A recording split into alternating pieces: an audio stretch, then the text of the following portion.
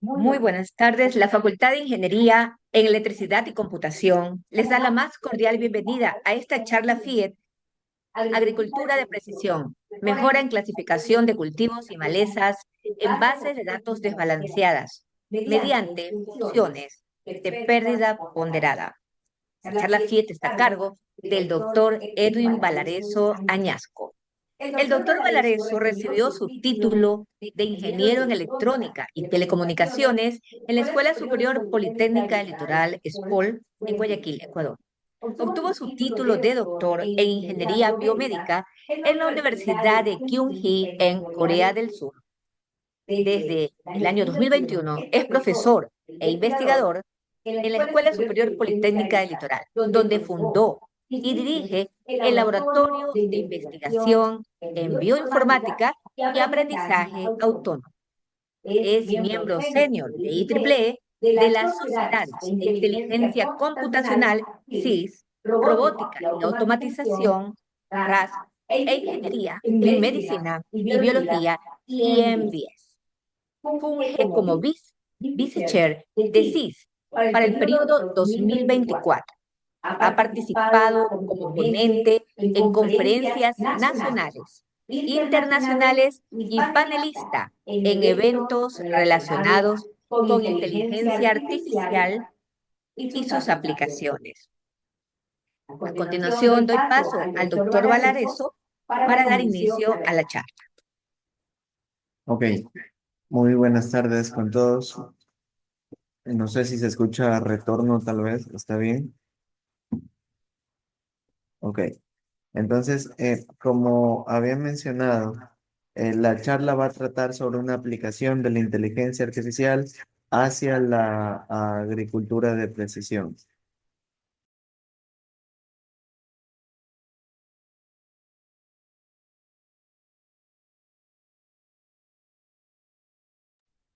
Listo.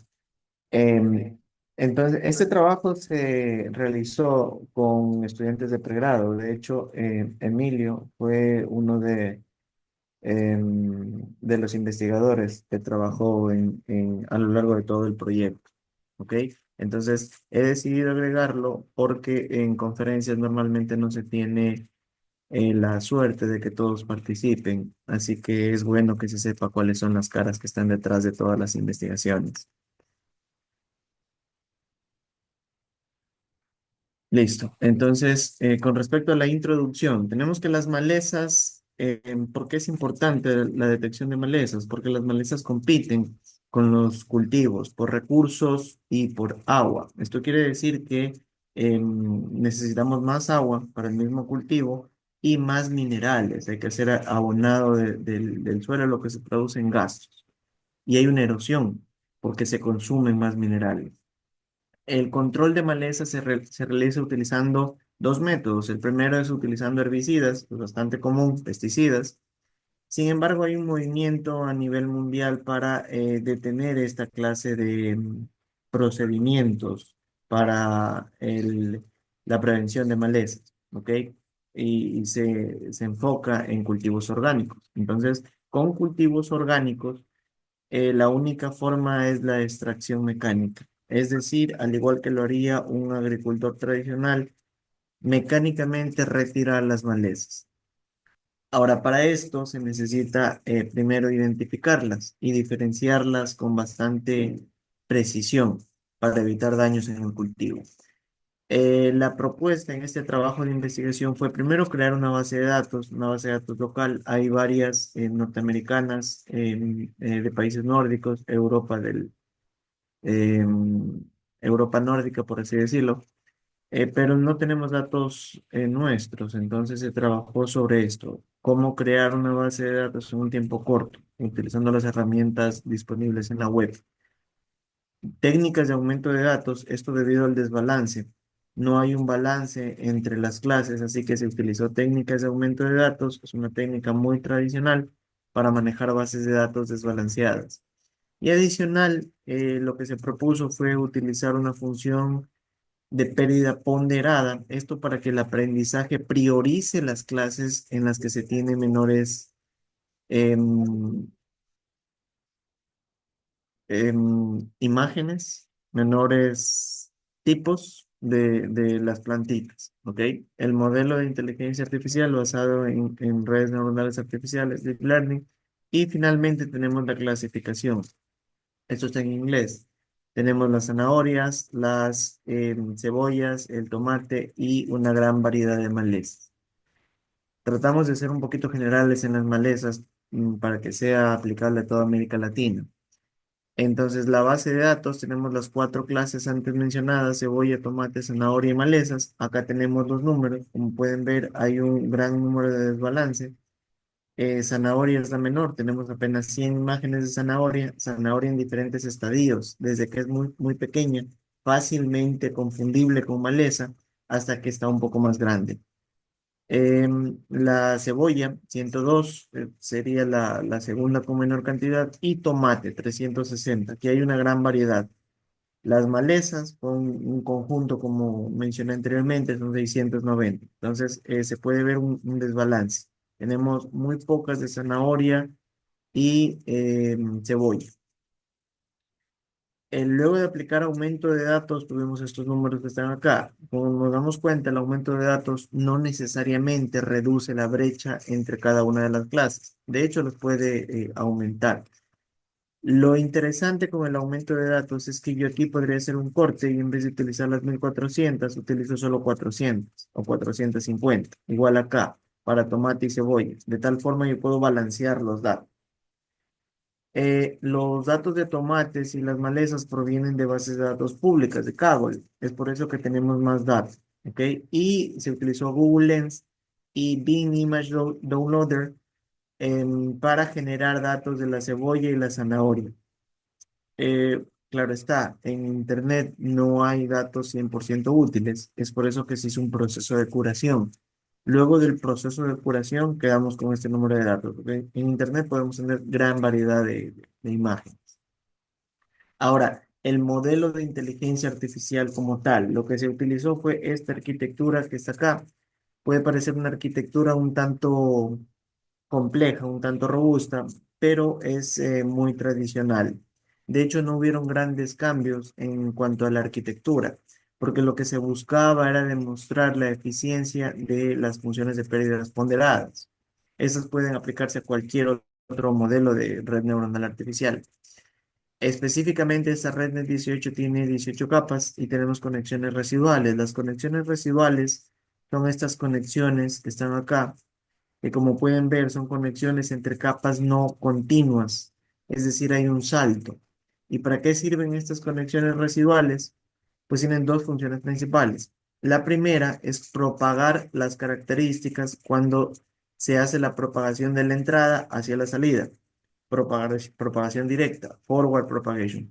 Y luego se propaga el error cuando hacemos backward propagation. ¿Ok? Entonces, propaga características y propaga el error. Eso se traduce en un entrenamiento mejor. Se utilizaron capas de normalización por batch normalization, y la función de pérdidas, la función de activación, perdón, ReLU. Como se dan cuenta, es bastante estándar, pero de nuevo, lo importante aquí no es la arquitectura, sino la función de pérdidas, la ponderación y cómo esto ayuda a que la red neuronal puede aprender de los datos per se. En cuanto al entrenamiento, se utilizaron 100 iteraciones para diferentes tipos de entrenamiento. En un minuto lo voy a explicar. El learning rate, la tasa de aprendizaje, se fijó para evitar un sobreajuste o un overfitting de los datos. Para la validación se utilizó una división estándar 80-20, si la memoria no me falla, 80% training o base de datos de entrenamiento, el remanente 20% para validación o testeo. Se hicieron tres tipos de test, como pueden ver en sus pantallas. El primer test utilizó el aumento de los datos más el entrenamiento sin función de pérdidas ponderadas. Por así decirlo, el método estándar para tratar con bases de datos desbalanceadas. Luego se utilizó un aumento de datos con entrenamiento con la función de pérdida aumentada. es decir, las exploraciones que se estuvieron haciendo. Aumento de datos más la ponderación. Finalmente, se utilizó datos sin aumento. Eso quiere decir netamente tal cual se obtuvieron de la base de datos, tal cual se obtuvieron de la búsqueda, con el entrenamiento de la función de pérdidas, perdón, ponderada. Aquí hay un error de función de pérdidas ponderada en ambas. Ahora, para el primer caso, cuando tenemos aumento de datos más el entrenamiento sin la función de pérdidas ponderada, obtuvimos esta matriz de confusión. En las filas tenemos los valores reales, en las columnas tenemos las predicciones. Y las etiquetas se ordenaron desde la menor clase hasta la mayor clase. Entonces tenemos zanahoria, cebolla, tomate y finalmente las malezas. Acá tenemos las curvas de entrenamiento, la curva de cómo va creciendo la accuracy y la función de pérdida. En estas celdas, en la diagonal principal, las celdas que están resaltadas, tenemos la precisión de cada una de las clases. Para las malezas y para el tomate tenemos 100% de precisión. Esto quiere decir que hay gran diferenciación. Con respecto a la zanahoria y a la cebolla no está tan mal, tenemos un 95%, pero el problema viene a ser la zanahoria. La zanahoria genera gran confusión, como se dan cuenta, un 22% con las malezas. Esto por lo que mencioné anteriormente, al tener varios estadios de la zanahoria en sus etapas tempranas, es muy similar a una maleza, entonces genera confusión. A eso hay que adicionar que es una relación casi de 6 a 1 en la proporción que tenemos de malezas y de zanahorias. Entonces eso puede sesgar a que la red neuronal tenga una mayor precisión en cuanto a la detección de malezas y pueda confundir las zanahorias. Es decir, no encuentra una caracterización viable para diferenciar a las zanahorias. En promedio tenemos una precisión del 90%. Ahora, ¿qué pasa cuando yo utilizo una función de pérdidas ponderada? ¿Ok? Cuando utilizo la ponderación. Como se dan cuenta, hay una mejora acá. Entiendo que hay un bajón en cuanto a la cebolla, pero la zanahoria está subiendo. Ok, tengo mayor precisión. Evito confundir la zanahoria con otras clases. Entonces, esto me empieza a dar cierta pista en cuanto a cómo actuaría la función de pérdidas. Esta ponderación permite a la red darle más atención, entre comillas, a el error producido por la zanahoria, ¿no? Es decir, enfoca la red a encontrar una caracterización viable para poder discernir entre la zanahoria y el resto de clases. Finalmente, cuando tenemos los datos sin aumento, la base de datos tal cual, sin rotaciones, algún tipo de filtrado adicional, para aumento de datos estándar y la función de pérdidas ponderada. En este caso, como se dan cuenta, las precisiones son bastante superiores a todos los casos anteriores. Para las malezas y el tomate se mantienen 100%. Tenemos más datos, así que esto es bastante predecible. Sin embargo, para el tomate tenemos un 95%. Vamos a hacer un zoom en esta parte. Un 95% para el tomate. Es una mejora, ¿verdad? Y para la zanahoria, aquí es donde se produce el gran salto. Pasamos de 66 a 88 y tenemos una reducción del error entre la zanahoria y el tomate y la zanahoria y las malezas, que es algo interesante para no tener confusión y ocasionar daños en el cultivo. ¿De acuerdo? En promedio, la precisión sube a un 96%, bastante superior al 90% anterior y al 88% de la validación anterior. Ahora, ¿qué es lo que podemos concluir? Lo que podemos concluir es que el aumento de datos y las funciones de pérdida ponderadas son técnicas vitales para abordar datos desbalanceados. Bases de datos donde el número que tengo de eventos por clase no es el mismo. El aumento de datos por sí solo puede mejorar la precisión general. Lo vimos, tenemos un 90% versus el 88%. pero puede ser no suficiente para resolver problemas específicos del rendimiento por clase, la precisión por clase, sin deteriorar la precisión general. ¿Ok? Recuerden que la precisión por clase para la clase zanahoria era 66%. Y las funciones de pérdida, finalmente, tenemos que las funciones de pérdida ponderadas con o sin ampliación de los datos, aumento de datos, mejoran la precisión en la clasificación para las clases subrepresentadas. Para aquellas clases en las que tengo pocos eventos, pocas muestras, yo puedo mejorar la precisión sin afectar la clasificación general. ¿Ok? Ese es el punto importante de esta clase de funciones de pérdida. Finalmente, esto es información un poquito propia, ¿no? Información de laboratorio. En el código QR pueden encontrar una extensión hacia el resto de proyectos que se manejan en el laboratorio. La página web tiene la misma información y mi email para cualquier consulta puntual. Muchísimas gracias. Si hay alguna duda, soy todo oídos.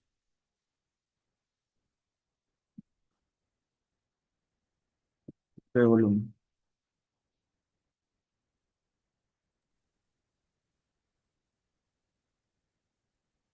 También se pueden escribir las preguntas en el chat o colocarlas.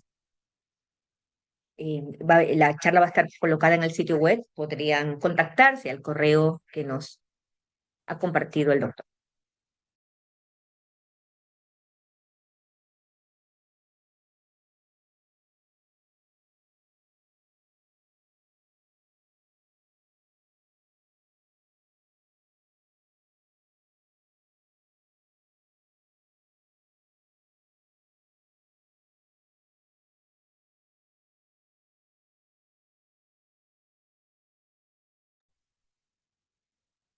Bien, si no tenemos preguntas, esta charla FIED va a almacenarse en el repositorio del sitio web de FIED para su consulta.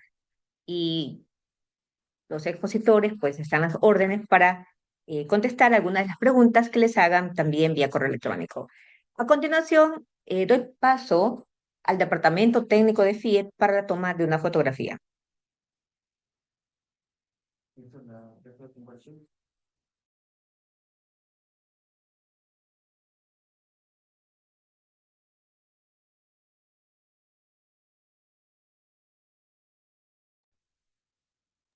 Ok, bueno, estamos listos para realizar la captura de pantalla. Por favor, a la cuenta de 3.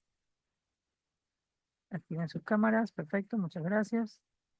La cuenta de 3. Va a ser la captura de pantalla. 1, 2 y 3. Listo, muchísimas gracias a los participantes de la charla FIE del día de hoy. Ok, muchísimas gracias. Agradecemos al doctor Edwin Valareso por su presentación de esta charla FIED. Agradecemos a los asistentes, al departamento técnico. La charla FIED ha concluido. Que tengan buenas tardes. Gracias. Muchas gracias. Buen día con todos.